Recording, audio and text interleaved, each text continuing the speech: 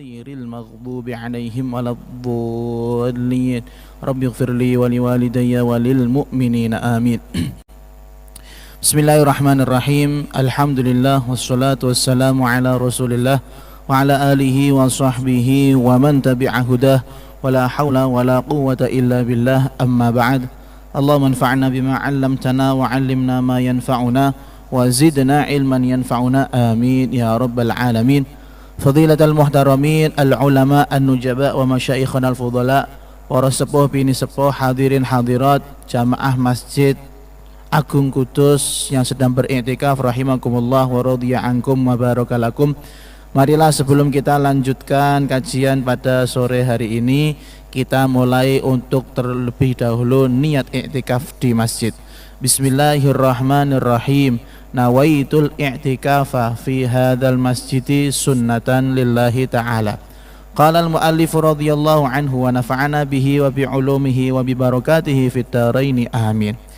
Limadza krana apa istaghfara nyuwun pangapunten Rasulullah sallallahu alaihi wasallam wa huwa hale utawi Kanjeng Nabi maksumun iku tiyang nabi ingkang selalu terjaga.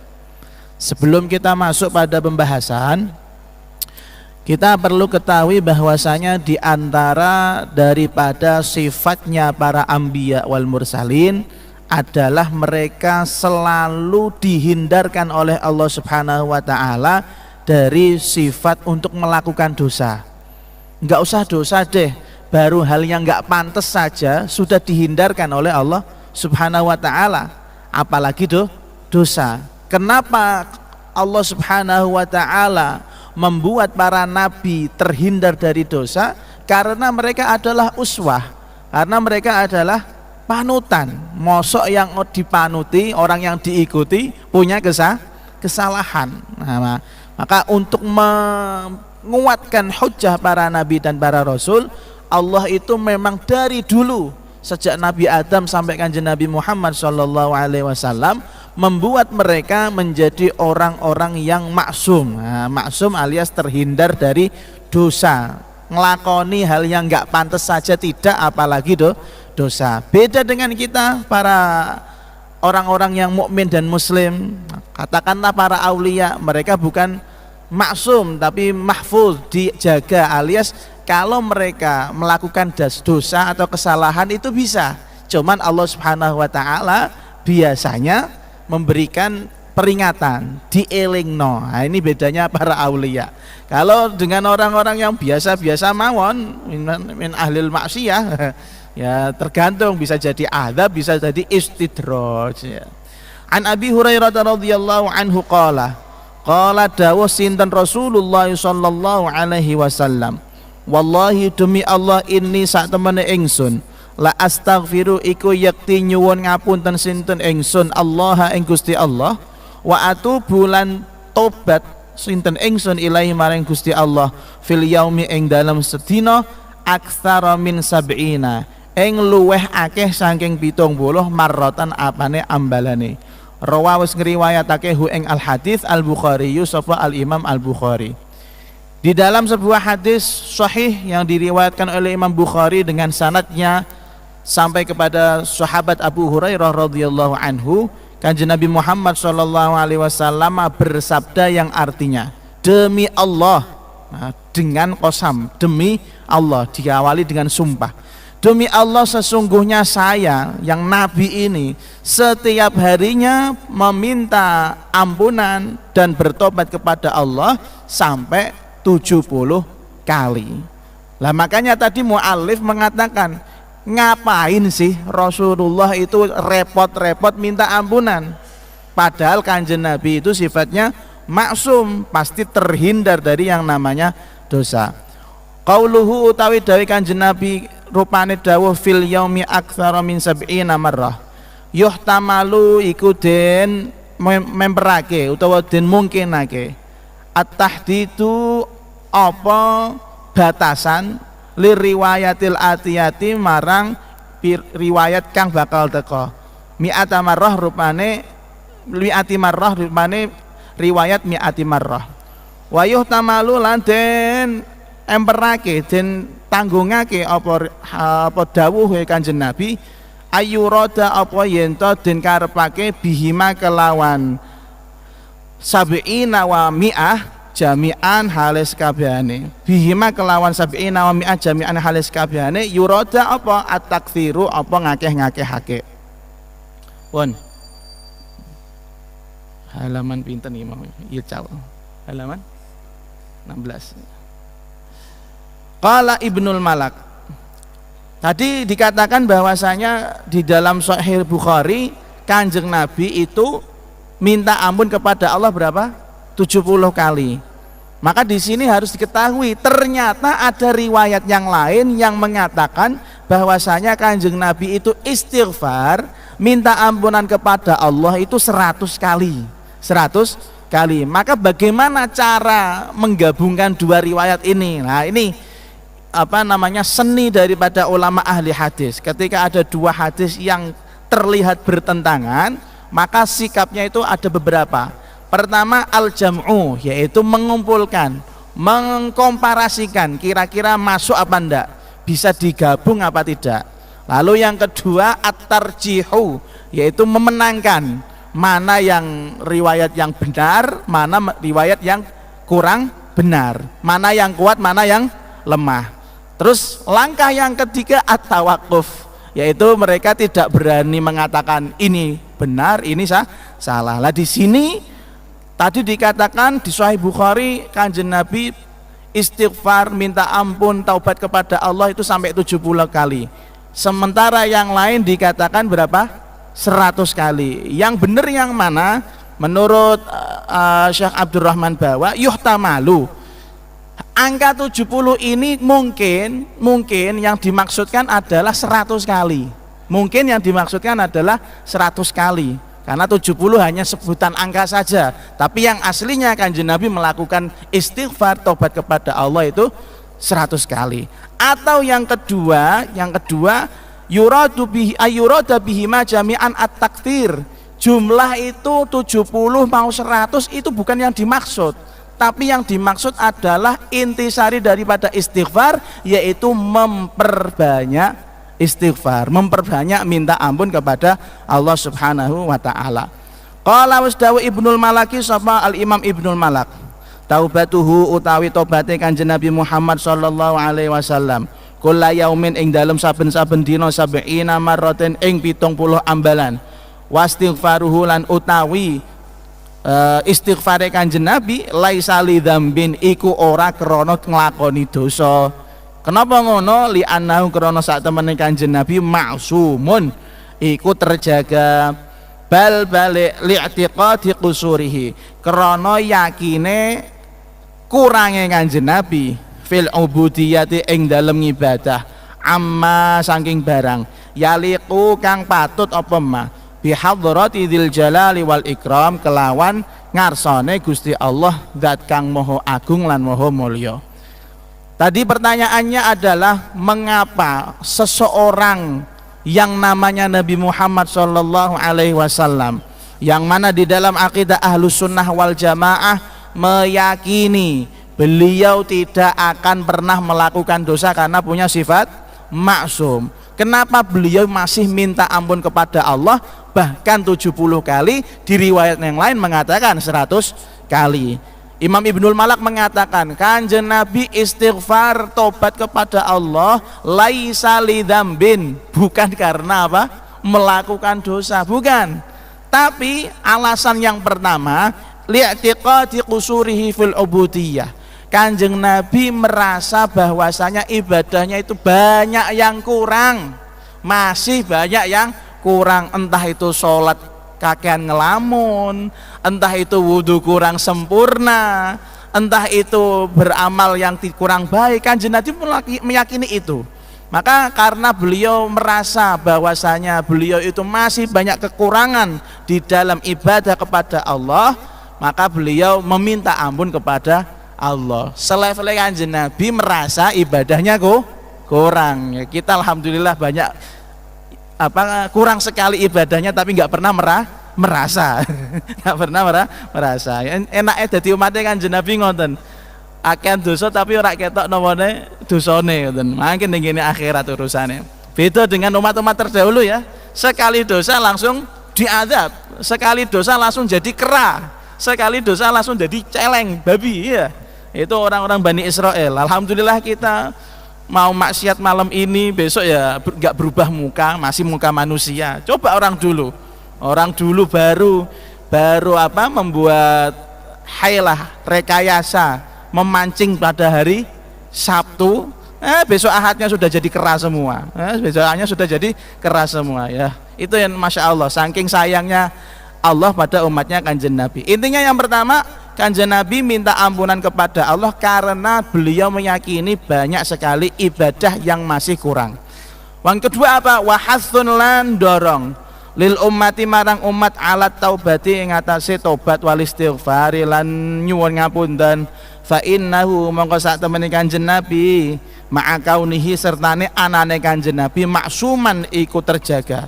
Wa kaunihi lan anane Kanjeng Nabi khairal makhluqati iku saapi-apike pira-pira makhluk idza staghfara nalikane nyuwun ngapunten sinten Kanjeng Nabi wa tabalan tobat sinten Kanjeng Nabi ila rabbih marang pangerane Kanjeng Nabi fi kulli yaumin ing dalem saben-saben dina aktsaru iku luweh akeh min sab'ina marratin tinimbang saking 70 ambalan. Fa kaifa mongko kaya apa bil mudznibina kelawan pira-pira wong sing kakean dosa.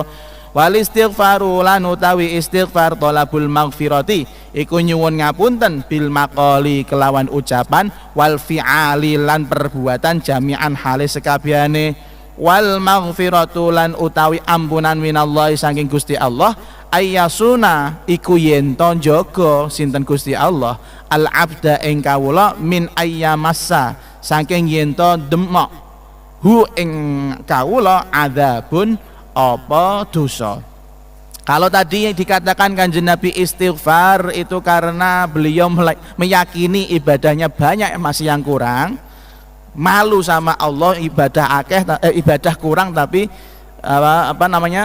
tetap minta istighfar. Yang kedua, Kanjeng Nabi melakukan istighfar seperti itu adalah mengajari kepada kita sebagai umatnya untuk selalu taubat dan minta ampunan kepada Allah Subhanahu wa taala. Karena gini logikanya, yang Kanjeng Nabi mawon sifatnya maksum, terhindar dari dosa, yang pasti menjadi orang yang terbaik, makhluk yang terbaik, itu saja beliau masih minta ampun dan tobat kepada Allah setiap hari 70 kali. Maka bagaimana dengan kita-kita orang yang banyak dosa, yang banyak melakukan maksiat? Nah, maka kita mungkin bukan hanya 70 atau 100 kali, jutaan kali kita harus beristighfar kepada Allah. Iya betul, yang Kanjeng Nabi mawon yang merasa seperti itu, apalagi kita. Maka kita harus tahu hakikatnya istighfar dan ampunan dari Allah. Kalau istighfar kita minta ampun kepada Allah, yaitu kita memohon ampunan kepada Allah, tapi dibuktikan dengan ucapan dan perbuatan. Balasannya dari Allah itu apa? Allah akan memberikan ampunan kepada kita dengan cara apa? Menjaga kita agar jangan sampai terkena azab. Nah gitu loh. Allah, kalau kita minta ampun kepada Allah berarti kita harus buktikan dengan ucapan dan perbuatan. Timbal baliknya Allah akan memberikan ampunan kepada kita. Gimana caranya nanti di akhirat jangan sampai kita kena azab. Nah ini juga penting ya, konsep istighfar, konsep minta ampun kepada Allah. Karena bisa jadi kalau kita tidak pernah minta ampun kepada Allah, semuanya ditotal sama Allah. Dosa kita semuanya dihitung, neraka. Nah, repot toh. Nah, makanya untuk mengurang-urangi dosa lah istilahnya, kita harus banyak-banyak minta istighfar, minta ampunan kepada Allah, biar nanti di akhirat semoga Allah berkenan mengampuni. Yang awalnya catatannya merah nanti di akhirat dihapus sama Allah menjadi min ahlil jannah, swarga. Qala dawa Aliyun sapa Sayyidina Ali radhiyallahu anhu, kana ana fil ardi ing dalem iku tetep ing dalem bumi amanani apa keamanan loro min adzabillahi saking siksane Gusti Allah. Farufi amangka den angkat ahaduhuma apa salah sijine amanani fadunakum ai indakum mongko iku tetep ing dalem sira kabeh al akharu utawi aman sing liya fatamassaku mongko padha nyekelo sapa sira kabeh bihi kelawan al akhar amal marfu'u anapun utawi aman sing diangkat fa Rasulullah sallallahu alaihi wasallam mongko iku rupane Kanjeng Nabi Muhammad sallallahu alaihi wasallam wa ammal baqi lan anapun utawi kang isih keri min huma saking amanani fal istighfaru mongko iku istighfar qala dawuh sapa Gusti Allah taala wa ma kana Allahu liyu'adzibahum wa anta fihim wa ma kana Allahu mu'adzibahum wa hum yastaghfirun wa ma kana lan ora ana Allah sinten Gusti Allah liyu'adziba iku yakti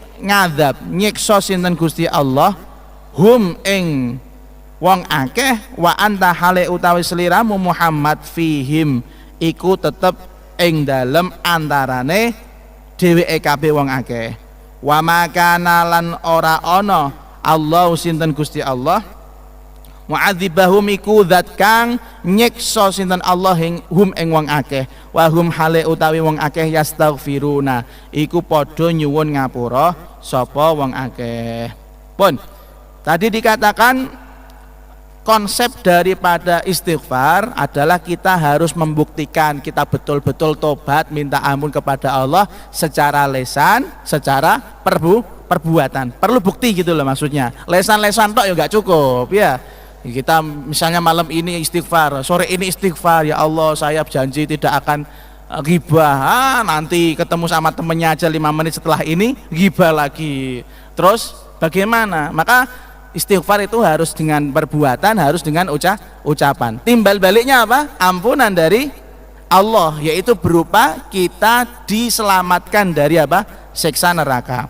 Lalu kemudian ada suatu saat Sayyidina Ali karramallahu wajhah pernah dawuh gini, ketahuilah kalian wahai manusia, di bumi ini ada 2 hal yang bisa mengamankan manusia.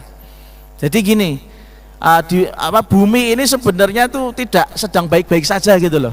Bumi, dunia seisinya tidak sedang baik-baik saja. Makanya kalau kita banyak tertawa itu sebenarnya bumi ya bingung. Iki piye to? Manusa itu sadar apa ndak? Bumi sudah tidak baik-baik saja. Banyak bencana sana sini masih hahahi. Terus yang membuat aman itu apa? Kata beliau, di bumi ini yang bisa membuat aman adalah 2 perkara. Kata beliau, ada 2 hal yang membuat keamanan bumi ini lestari. Akan tetapi kata beliau, yang satu sudah diangkat oleh Allah dan yang satu masih bersama kita. Apa itu? Adapun keamanan yang diangkat oleh Allah, yang dihilangkan oleh Allah dari bumi ini adalah wujudnya Rasulullah Shallallahu Alaihi Wasallam. Karena saat ini Rasulullah sudah tidak bersama kita, alias intaqala ila rafiqil a'la. Beliau sudah pindah alam, sudah pindah dimensi. Kita tidak bisa masuk dimensinya Rasulullah. Nah, ini keamanan yang pertama. Seandainya ada Kanjeng Nabi Taus, dunia ini baik-baik saja, bumi ini baik-baik saja. Lah tinggal yang satu ini, kata Sayyidina Ali. Yang satu adalah istighfar. Maka dari itu kalian banyak-banyaklah beristighfar. Kanjeng Nabi sudah tidak ada loh ya, ingat. Kanjeng Nabi sudah wafat loh ya, ingat. Tinggal istighfar. Wah, tapi orang tuh semakin lama semakin banyak maksiat, semakin banyak dosa, istighfarnya malah berkurang. Na'udzubillah min dzalik. Lalu kemudian beliau menisbatkan pendapatnya ini dengan sebuah ayat, wa ma kana Allahu liyu'adzibahum wa anta fihim wa ma kana Allahu mu'adzibahum wa hum yastaghfirun. Allah Subhanahu wa taala tidak akan menyiksa umat manusia sementara kamu wahai Muhammad sallallahu alaihi wasallam masih hidup di antara mereka. Jadi wujudnya Kanjeng Nabi bersama para sahabat saat itu ya, saat itu merupakan jaminan keamanan dari siksanya Allah Subhanahu wa ta'ala. Lalu kata beliau, kata Allah Subhanahu wa ta'ala, begitu juga Allah tidak akan mengazab kalian jika kalian atau jika mereka mau beristighfar. Lah ini kita ini kayaknya banyak kurang sekali untuk beristighfar. Maka siapa yang nanggung dosa-dosa kita? Para aulia mengatakan yang nanggung dosa-dosa kita adalah para wali-wali abdal, wali-wali nujaba, wali-wali kutub. Mereka Masya Allah setiap hari merasa menderita karena bongkok, karena apa? Menyokong bagaimana jangan sampai azab itu turun kepada kita. Ada yang namanya wali itu rojabiyun. Nah, di dalam kitab Ibnul Arabi, ya, Ibnul Arabi yang kitabnya tidak boleh kita baca, ya, tidak boleh kita baca sembarangan. Ibnul Arabi mengatakan ada wali yang namanya rojabiyun, wali-wali yang pangkatnya itu naik ketika khusus di bulan Rajab.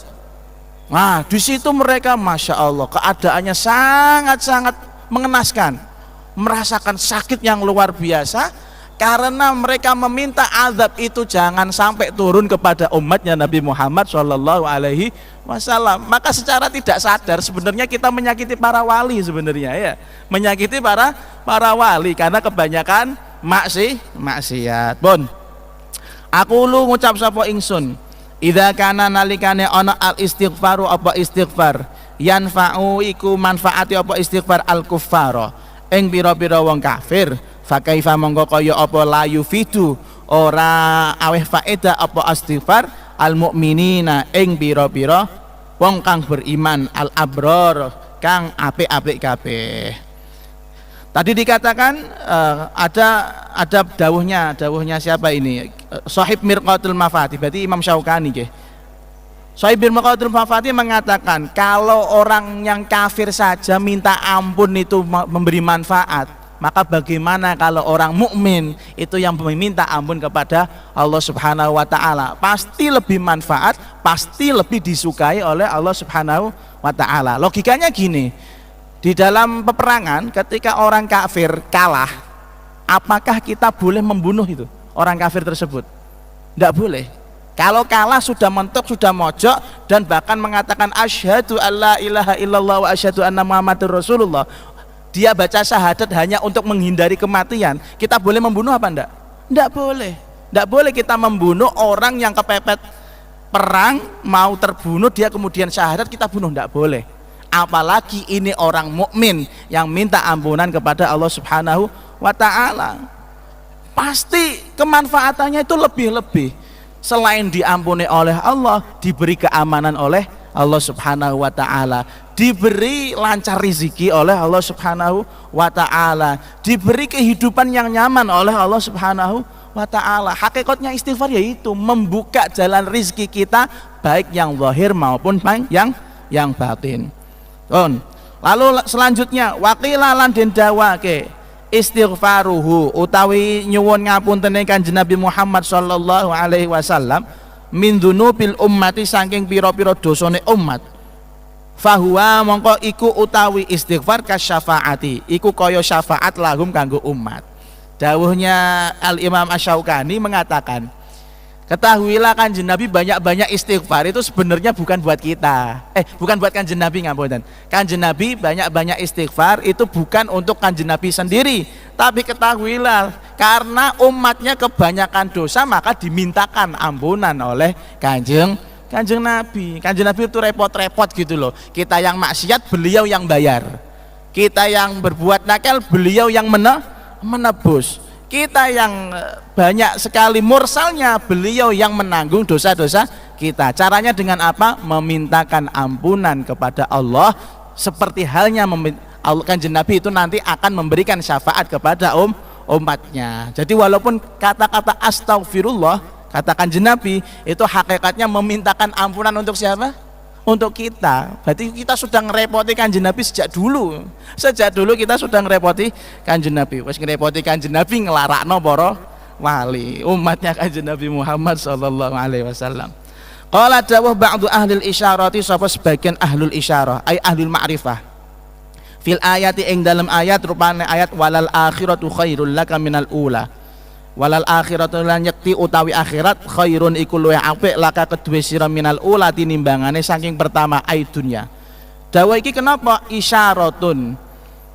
Isyaratun utawi ana isyarah ila annahu marang sak temene Kanjeng Nabi Muhammad sallallahu alaihi wasallam daiman terus menerus ya taraqqa munggah sinten Kanjeng Nabi, mundak sinten Kanjeng Nabi fil kamalati ing dalem pira-pira kesempurnaan ila ghairi nihayatin marang tanpa ana entek-entekan fa maqamuhu mongko utawi derajate Kanjeng Nabi fil mustaqbali ing dalem mangsa kang arep teka a'la iku luweh agung minhu tinimbang maqamuhu fil madhi ing dalem zaman kang wis kliwat wa hakadza lan kaya mengkene sak teruse wa yadullu lan nuduhake lidzalika marang mengkono-mengkono ya taraqqa aidon hale maneh qauluhu apa dawe Kanjeng Nabi fil hadits ing dalem hadis dawe rupane hadis ini sak temene ingsun layu ghanu ai layu ghatta iku yakti den tutupi ala qalbi apa ing atase ati ingsun fa astaghfiru mongko nyuwun ngapunten sinten ingsun Allah ing Gusti Allah fil yaumi ing dalam sedina sab'ina marratan sab'ina ing 70 marratan apane ambalane fastighfaruhu mongko utawi istighfare Kanjeng Nabi likaunihi iku krana anane Kanjeng Nabi irtaqa iku munggah-munggah mundak-mundak sinten Kanjeng Nabi maqaman ing panggonan derajat a'la kang luweh luhur minal awali saking kang pertama faro'a mongko perso sapa Kanjeng Nabi annalladzi intaqala minhu faru'ya mangke dimaknani ngeten. Alasan yang selanjutnya kenapa Kanjeng Nabi itu meminta ampunan kepada Allah, menurut beberapa orang yang ahli ma'rifat, ahli isyarah, ada sebuah ayat yang berbunyi walal akhiratu khairul laka minal ula, wahai Muhammad kehidupan akhirat itu lebih baik untukmu daripada kehidupan di dunia. Makna aslinya seperti itu, makna aslinya seperti itu. Tapi menurut ahli isyarah, ahli ma'rifat, maknanya tidak seperti itu. Justru itu adalah kode dari Allah Subhanahu wa ta'ala menunjukkan bahwasanya Allah itu sedang mengatakan kepada Kanjeng Nabi, ya Muhammad, kedepannya nanti, artinya ya kedepannya nanti kamu semakin lebih baik daripada waktu-waktu yang sudah kamu lalui sebelumnya, alias derajatnya Kanjeng Nabi itu semakin lama semakin naik. Maka dari itu istighfarnya Kanjeng Nabi sebenarnya bukan minta ampunan, tapi istighfarnya Kanjeng Nabi apa namanya, fungsinya untuk mensyukuri atas derajat yang akan beliau peroleh di masa-masa yang akan datang. Karena kita tahu bahwasanya Kanjeng Nabi semakin lama itu bukan semakin menurun derajatnya atau statis atau stagnan, tidak. Sampai ila akhir zaman Kanjeng Nabi punya makam derajat tidak pernah terputus, selalu naik dan naik terus kepada Allah Subhanahu wa ta'ala. Ini seperti halnya dikuatkan dengan hadis yang lain, inni la yughanu ala qalbi, sungguh hatiku terkadang suatu saat itu tertutupi, ada yang ganjel, maksudnya gitu, ada yang ganjel, saya itu merasa ganjel di hati saya, maka saya minta ampunan kepada Allah Subhanahu wa ta'ala. Keganjalan ini apa? Ganjalannya itu tadi, semakin lama makomnya semakin tinggi, kemudian beliau sudah meninggal masih tambah tinggi lagi, apalagi yang mau diutarakan oleh Kanjeng Nabi? Apakah hanya bersyukur tok? Ya enggak, ya sama istighfar. Ibaratnya gini, ibaratnya ketika kita berinteraksi sama seseorang, ya ada orang itu berbuat baik terus sama kita, ya Allah nyun ngapunten kok jenengan repot-repot, gitu enggak bahasanya? Nyuwun ngapunten jenengan kok repot-repot. Orang yang mendengar bahasa ini itu lebih suka daripada hanya matur nuwun ya. Nah, betul. Orang yang mendengar matur nuwun dengan ngapunten itu lebih suka bahasa apa? Ngapunten. Karena bahasa nyuwun ngapunten, mohon maaf, itu lebih sopan daripada hanya sekedar matur suwun. Dari sini insya Allah bisa difahami. Maka jangan aneh, walaupun lafadznya apa? Istighfar, tapi hakikatnya minta atau terima kasih. Faru'iyya mongko den warai annalladzi apa sak temene perkara intaqala kang pindah apa alladzi minhu saking Kanjeng Nabi binisbati kelawan nisbat ilal ladzi marang barang intaqala kang pindah ilaihi marang Kanjeng Nabi dzamban iku dosa. Maka kata beliau menutup daripada statement ini, maka Kanjeng Nabi kalau istighfar itu sebenarnya bukan istighfar, hakikatnya seperti bersyukur. Karena apa? Semakin lama Kanjeng Nabi itu semakin apa? Naik. Kalau dibuat ranking, mungkin 5 menit lagi Kanjeng Nabi naik tambah tinggi derajatnya. Maka 5 menit yang sebelum ini menjadi rendah apa enggak? Menurut Kanjeng Nabi, ya rendah. Nah, maka kerendahan ini namanya dzambun, namanya apa? Dosa. Enggak bakal Kanjeng Nabi melorot kepada yang ini, pasti tambah naik. Nah, kurang lebihnya seperti itu. Qala 5 krono apa ziarah tuile sapa Kanjeng Nabi Muhammad sallallahu alaihi wasallam Umma Sulaim ing Ummu Sulaim, wa hiya hale utawi Ummu Sulaim ajnabiyatun iku wong wadon kang ajnabiyah lahu kedue Kanjeng Nabi.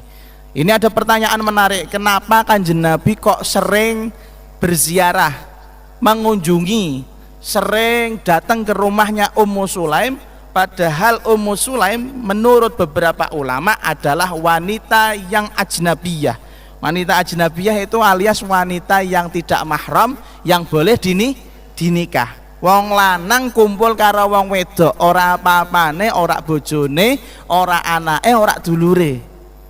Di dalam agama Islam itu kan tabu, nggak boleh. Tapi kok Kanjeng Nabi melakukan? Nah, kita baca. An Anasin radhiyallahu anhu qala ingkana lamun ana an-nabi sinten Kanjeng Nabi Muhammad sallallahu alaihi wasallam la yukhalituna iku yakti nyampuri jejere sinten Kanjeng Nabi nak ing kita hatta yaqul sehingga ngucap dawuh sinten Kanjeng Nabi li akhin marang dulur lanang li kedue ingsun saghirin kang cilik, ya Aba Umar, he Abu Umar, ma utawi ing apa faala iku agawe ing ma anu ghairu apa manuk emprit. Wa fi riwayati Ahmad lan iku tetep ing dalam riwayat Ahmad an Anasin saking sahabat Anas kana utawi dawuh kana ana an-nabi sallallahu alaihi wasallam yazuru iku tilik sinten Kanjeng Nabi Umma Sulaimin ing Ummu Sulaim. Wa fi riwayatin Nasa'i lan iku tetep ing dalam riwayat Imam Nasa'i anhu saking Anas kana nabiyu utawi dawuh kana nabiyu kana ana kan nabiyu sapa Kanjeng Nabi yakti iku rawuh sinten Kanjeng Nabi Aba Tolhata ing Abu Tolhah kathiron kelawan akeh. Wa fi riwayati Abi Ya'la lan ing dalam riwayati Abu Ya'la kana yakti Umma Sulaim, apa dawuh kana yakti Umma Sulaim, kana ana yakti rawuh sinten Kanjeng Nabi Umma Sulaim ing Ummu Sulaim wayana mulan sare sinten Kanjeng Nabi ala firashiha ing atase kasure Ummu Sulaim. Nah, ini ada riwayat-riwayat yang menegaskan seakan-akan Rasulullah itu pernah dolan mampir ke rumahnya wanita yang bukan siapa-siapa beliau. Padahal di dalam Islam itu syariat tidak memperbolehkan laki-laki dan perempuan untuk saling mengunjungi. Ya, kalau tidak ada darurat, tidak ada hubungan saudara, tidak ada hubungan apa-apa. Nah, di sini disebutkan di riwayat Anas, Kanjeng Nabi itu kata beliau, Kanjeng Nabi itu sering loh bersama kami, bahkan juga bermain dengan adik saya, kata Sayyidina Anas. Mainnya gini, ya Aba Umar ma fa'alan nughair, hei Abu Umar, apa yang dilakukan sama burung emprit itu bahasa Indonesia nih, manuk emprit lah, manuk emprit yang lagi lapo. Sampai sejauh itu Kanjeng Nabi bermain-main di rumahnya Ummu Sulaim. Kemudian di riwayatnya Imam Ahmad, kana Nabi yazuru Ummu Sulaim, Kanjeng Nabi juga sering mengunjungi kepada rumahnya Ummu Sulaim. Dan di riwayat Abu Ya'la enggak hanya sekedar mengunjungi, wayanamu ala firashiha, tidur di kasurnya Ummu Sulaim. Wah, ini Nabi loh ya, kok melakukan hal yang kurang patut. Ini kan menurut orang awam seperti itu. Maka bagaimana cara untuk menepis semua tuduhan-tuduhan buruk tersebut?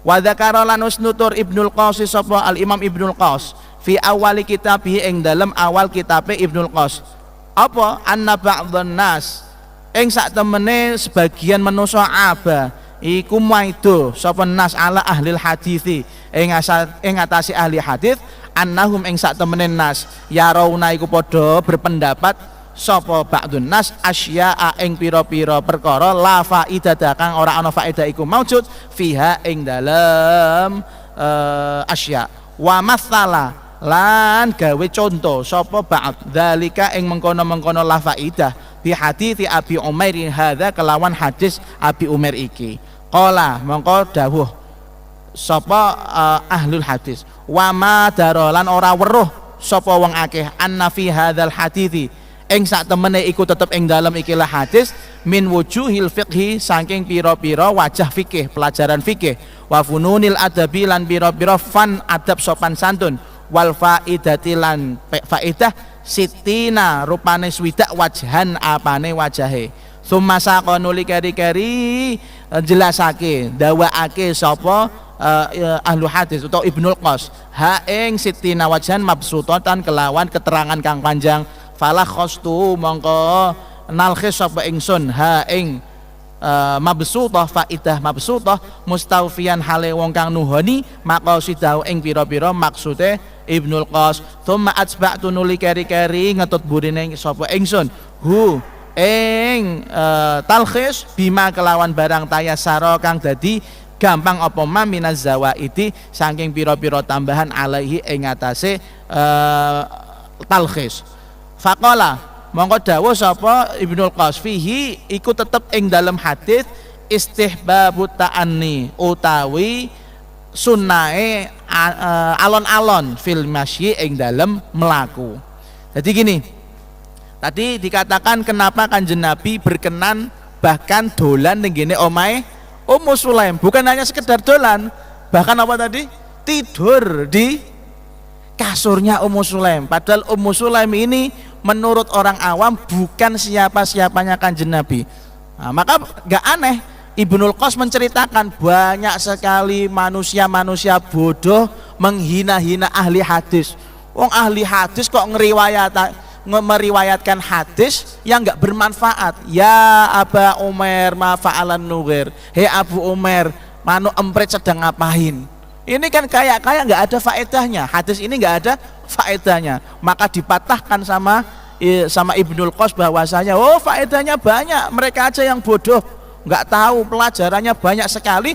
Bahkan kalau bisa diperjelas itu ada 60 faedah di dalam hadis ya Aba Umar ma fa'alan nughir. Wahai Abu Umar, manu empret sedang ngapain? Kanjeng Nabi bermain-main sama anak kecil. Maka kata beliau diantaranya adalah istihbabut ta'anni fil masyi. Hadis itu memberikan faedah kepada kita betapa baiknya kita kalau jalan itu santai-santai saja, jangan cepet-cepet. Misal kita jalan, kemudian ketemu anak kecil, main dulu sama anak kecil, enggak masalah.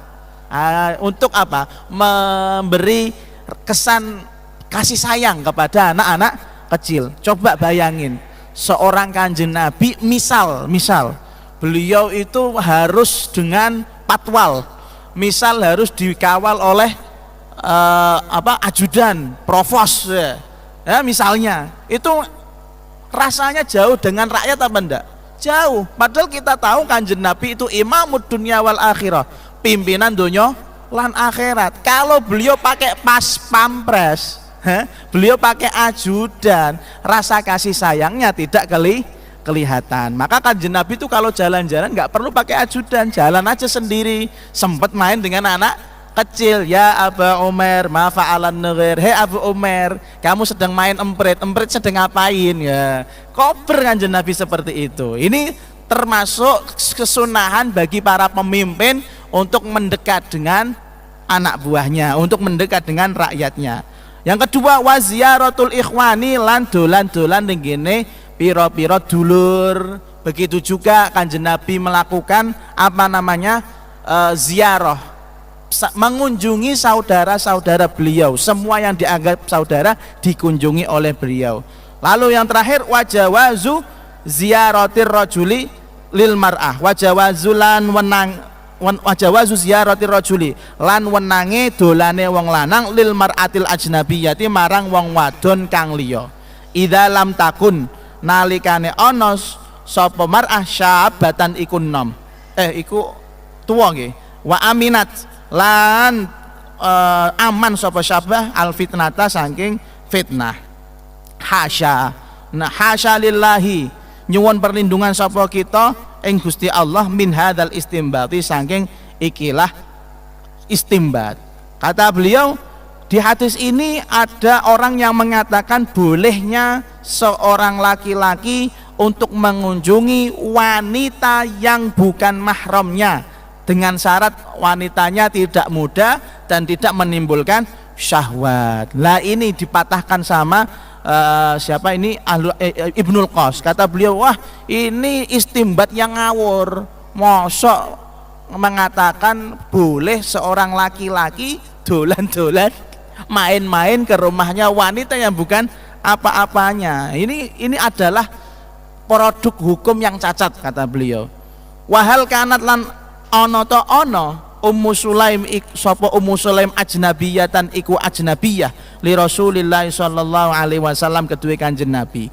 Wahal kana lan ana ta ana sinten Kanjeng Nabi ya taro dadu iku miter-miter sinten Kanjeng Nabi ila ajnabiyatin marang wong wadon liya hinan ing dalem siji mangsa ba'da hinin ing dalem sak badane mangsa kang liya.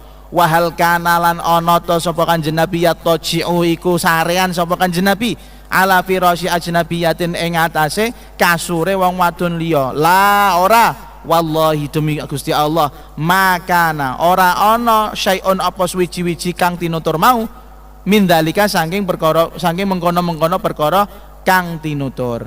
Tadi dikatakan ada orang yang mengistimbatkan dengan apa namanya? Dengan pandangan cekak, dengan pandangan pendeknya. Hadis bahwasanya Kanjeng Nabi mampir-mampir ke rumahnya Ummu Sulaim adalah pelajaran bagi kita bahwasanya boleh seorang laki-laki yang bukan mahram untuk bermain mengunjungi rumahnya wanita yang bukan mahram. Nah ini kebahaya. Kalau ini dipakai sama bapak-bapak yang mencari janda-janda anak satu, repot. Bendino yang ngopi nih gini omai rondo, kan nggak bagus itu. Maka ini adalah istimbat produk hukum yang cacat, kata beliau. Gak mungkin, apa mungkin Kanjeng Nabi itu apa namanya main-main ke rumahnya wanita yang tidak dikenal sama beliau, nggak ada hubungan apa-apa, tidur di rumah wanita yang bukan siapa-siapa.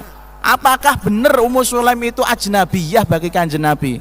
Tidak seperti itu. Demi Allah, semua tuduhan itu salah. Nah, berarti ini ada alasan kenapa Kanjeng Nabi sampai mampir ke rumahnya Ummu Sulaim. Bal kanat bali ana Ummu Sulaim sapa Ummu Sulaim walidatu Abi Umar,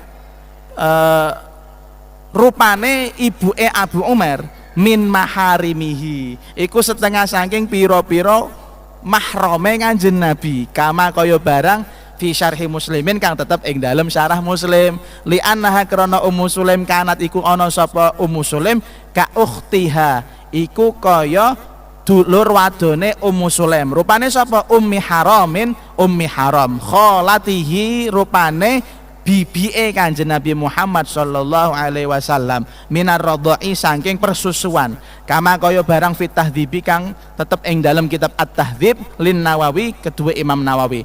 Walillahi lan iku tetep kedua Gusti Allah durrul Imamin Nawawi apa mutiarane Imam Nawawi, taghammada muga-muga ngesoihu ing Imam Nawawi Allah sinten Gusti Allah birahmatihi kelawan kawelasani Gusti Allah alwasiati kang ombo, wa ghafara lan ngapunten sinten Gusti Allah likati bi hadza ta'liqi marang wong kang nulis ikilah ta'liq keterangan bi barokatihi serta barokai Imam Nawawi. Tadi dikatakan apa mungkin Rasulullah itu betul-betul mampir ke rumahnya Ummu Sulaim sementara beliau sama Ummu Sulaim nggak ada hubungan apa-apa? Enggak mungkin. Kalau seperti itu nanti semua bapak-bapak cari janda itu sepenak dewe, mlebu omahe rondo kono rondo kene, rondo sing kinyis-kinyis kan ngoten. Maka dipatahkan. Ketahuilah bahwasanya Ummu Sulaim yang sering dikunjungi rumahnya oleh Rasulullah Shallallahu Alaihi Wasallam, bahkan Kanjeng Nabi istirahat tidur di rumahnya Ummu Sulaim, ketahuilah beliau itu masih mahramnya Kanjeng Nabi, alias Kanjeng Nabi itu tidak boleh menikahi Ummu Sulaim. Kenapa Ummu Sulaim tidak boleh dinikah oleh Rasulullah? Kenapa Rasulullah boleh menyentuh Ummu Sulaim? Karena Ummu Sulaim adalah seperti bibiknya Kanjeng Nabi yang namanya Ummi Haram. Sama-sama posisinya sebagai bibi. Bibi dalam apa? Dalam persusuan. Jadi dalam hukum Islam, misal ada anak kecil kemudian punya ibu nggak keluar air susunya misalnya, kemudian diberikan kepada wanita yang lain yang bukan ibunya, bukan saudaranya, kemudian mengenyot lebih daripada 2 tegukan sampai sak kenyangnya ini anak, maka ibu ini menjadi ibu persusuan dan semua saudara-saudaranya haram dinikah. Berarti Ummu Sulaim di sini siapanya Kanjeng Nabi?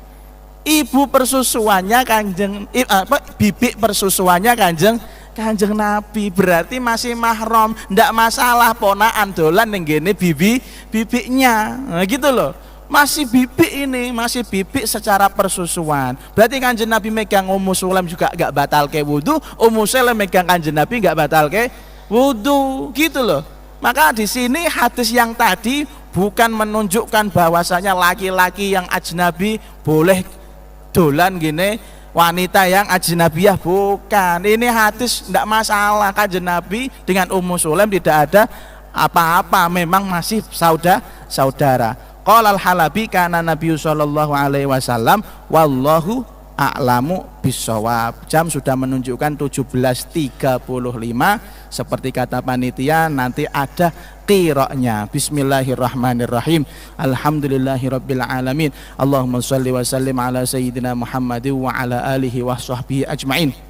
Rabbana anfa'na bima 'allamtana, Rabbi 'allimna alladhi yanfa'una, Rabbi faqihna wa fiqih ahlana wa qarabatin lana fi dinina ma'a ahlil qutri untha wa dzakar, Rabbi waffiqna wa waffiqhum lima tartadi qawlan wa fi'lan karama, warzuqil kulla halalan daima wa akhilla atqiya ulama, nuhdha bil khairi wa nukfa kulla syarr, Rabbana waslih lana kulla syu'un wa rabbi qdi 'ana rabbana kulla duyun qabla an ta'tiyana rusrul manun waghfir istur anta akram man satar wa salatullahi tawshal mustafa man ilal haqqi da'ana wal wafa bi kitabin fihi lin nasi shifa wa 'alal alil kirami syurafa wa 'alas sahbil masabihil ghurar. Allahumma hdina bihudak waj'alna mimman yusari'u fi ridak wa la tuwallina waliyan siwak wa la taj'alna mimman khalafa amraka wa 'asak wa hasbunallahu wa ni'mal wakil wa la hawla wa la quwwata illa billahil aliyyil العظيم. يا ربنا اعترفنا بأننا اقترفنا وأننا